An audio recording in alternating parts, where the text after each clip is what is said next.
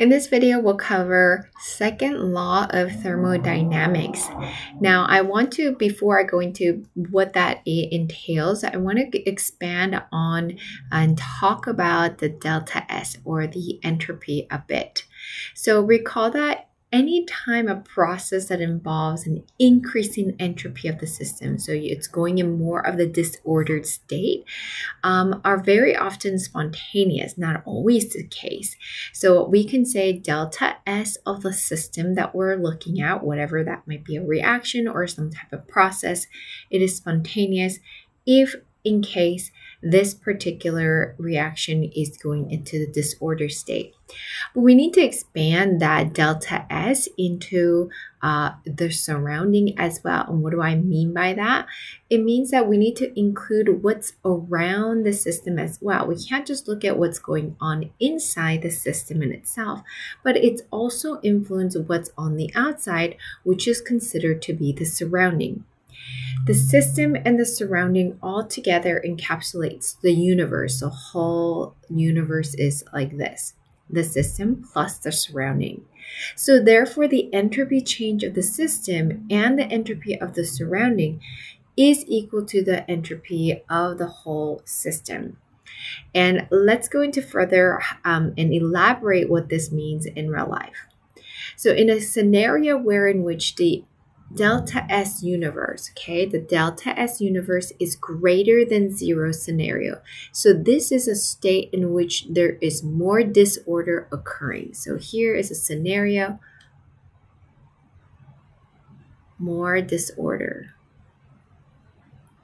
So quite favorable, in a favorable direction. We can take an example where we have something, a block of X, which is very hot, and a Y that's quite cool.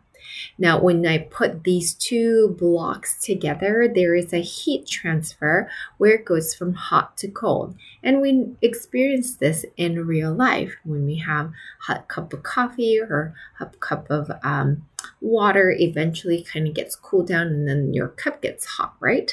And so there's a transfer of heat from hot to cold. And that's, I would say, a very spontaneous and a more of a disorder state.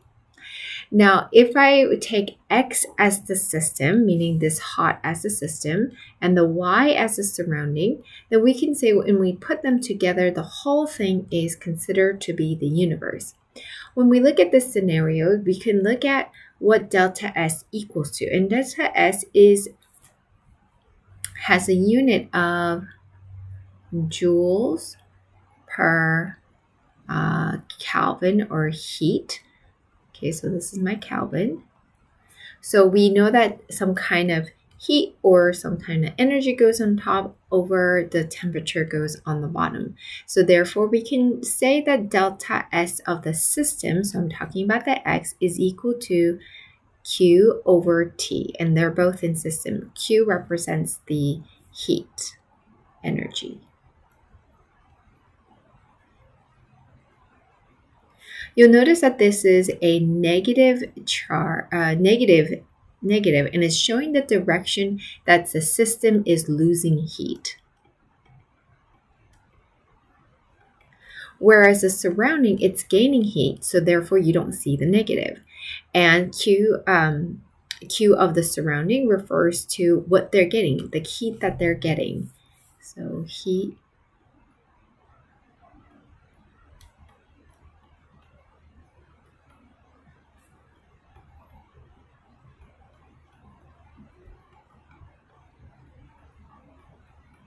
The heat that the surrounding is receiving is the Q of the surrounding. The T of the system is the temperature. So this is my temperature here in Kelvin, and this is also the temperature in Kelvin. All right, so now that we have that, we can look at the temperature a little bit closer. The temperature of the system, since it's hot, it's higher in magnitude, right? It's bigger value. Whereas the surrounding is a lower value because it's smaller. Having the T of the system or the temperature of the system being a bigger number lets me know that the delta S of the system right here has overall a smaller in magnitude, okay? I'm talking about not the positive and the negative, but the value in itself before you even put the negative in will be smaller. Whereas the t of the surrounding, because the t is a smaller number, since the denominator is smaller, you're going to get a big surrounding. So you'll have a big magnitude here. So I'm going to refer this as maybe delta big S, and where is the delta S as a delta small s. And this is a negative value. Having this a negative value of the system, so if I were to plug this back in here, and that's smaller, and having a big positive, what are you going to get? Are you going to get positive or negative? So having a very big positive surrounding and small negative system, you will get a universe of positive overall, since the surrounding sort of overpowers that.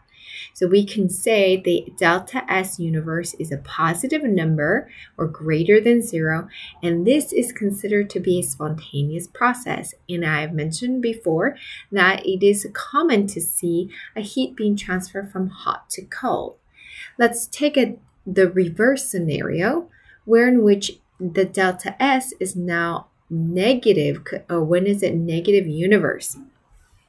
Delta S is universe is negative. When is that the case? Well, again, the system magnitude is bigger, okay? Because this is a system, it's bigger.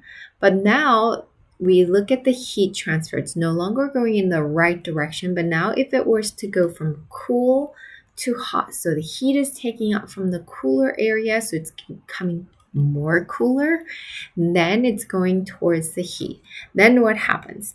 So we take the Q of the system and T of the system, and they're the one that's gaining heat from the cooler guy. And the surrounding is losing the heat.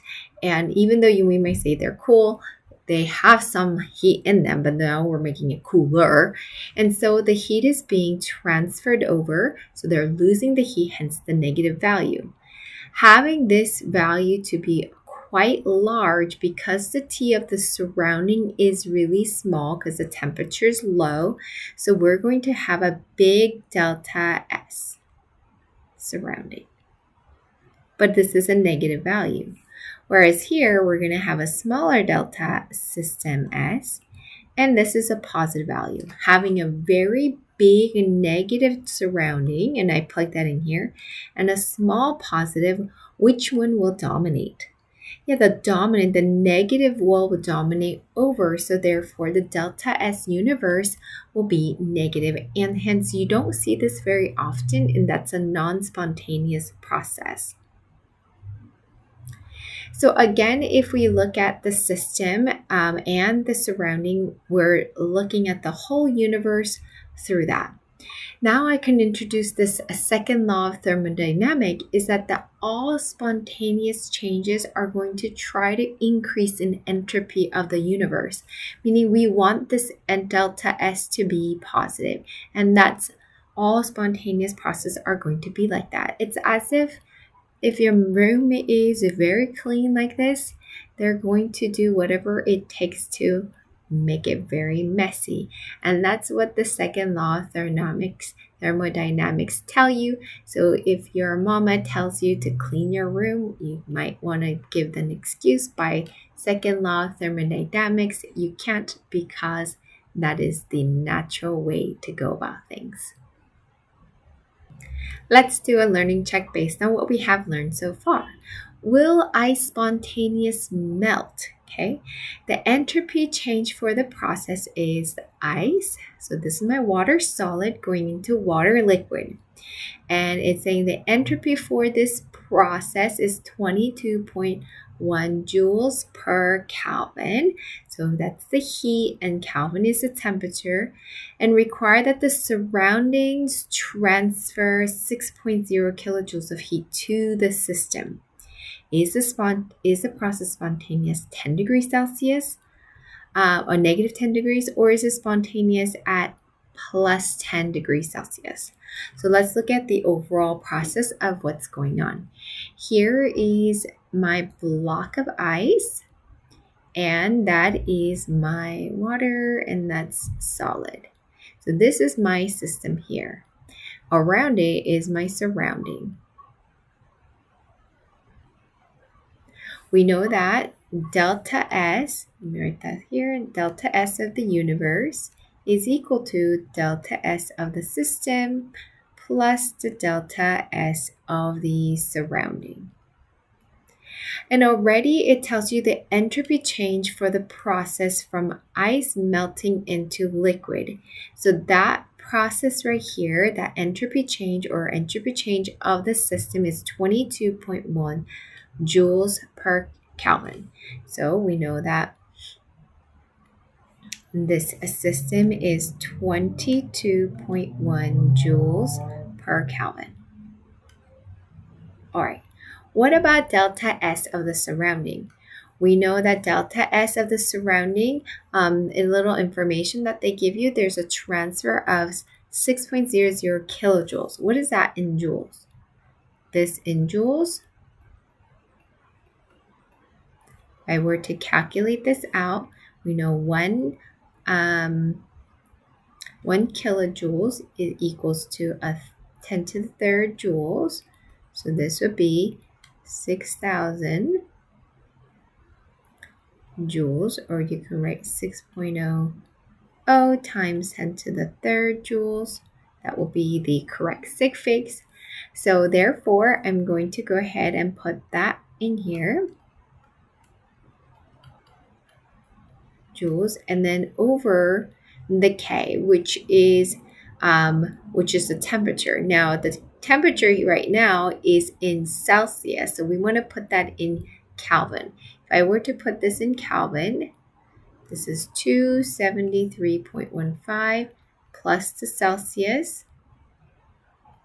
I should get 263.15 Kelvin. So I'm going to put that here.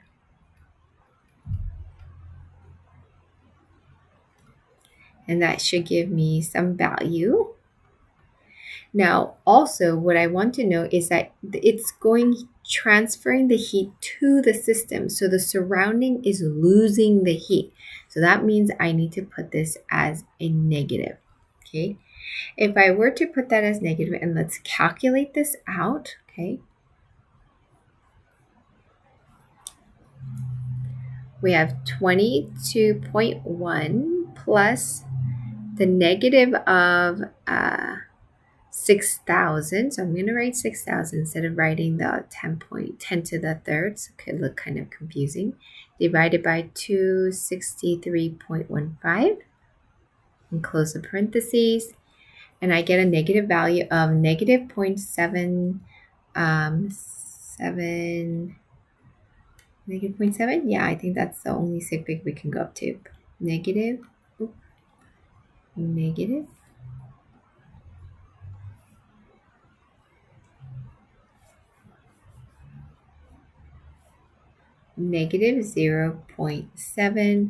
joules per Kelvin. Okay, so what does that tell me?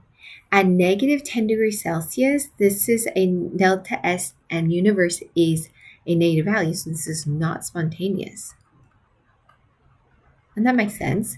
Ice doesn't melt until 0 degrees Celsius, so it won't melt. What about if it was at positive 10 degrees Celsius? So let's put this in Kelvin. So if I were to put this in Kelvin, plus 10 degrees is equal to 283.15 now. And we still got delta S universe equals delta S of the system plus delta S of the surrounding. We know delta S of the system is 22.1 joules per Kelvin. And then for the surrounding, we have our 6.00 times 10 to the third joules all over the temperature, which is 283.15. And we also are losing the heat over there, so I'm going to put that in there. So let's put this into the calculator. What happens?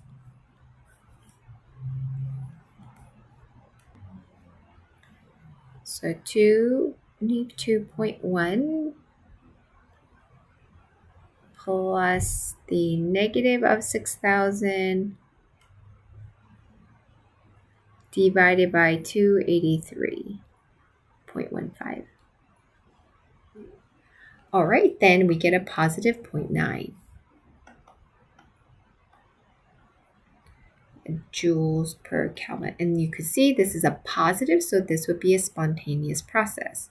And this makes sense because after 0 degrees, ice has a tendency to melt, and that would be a spontaneous process.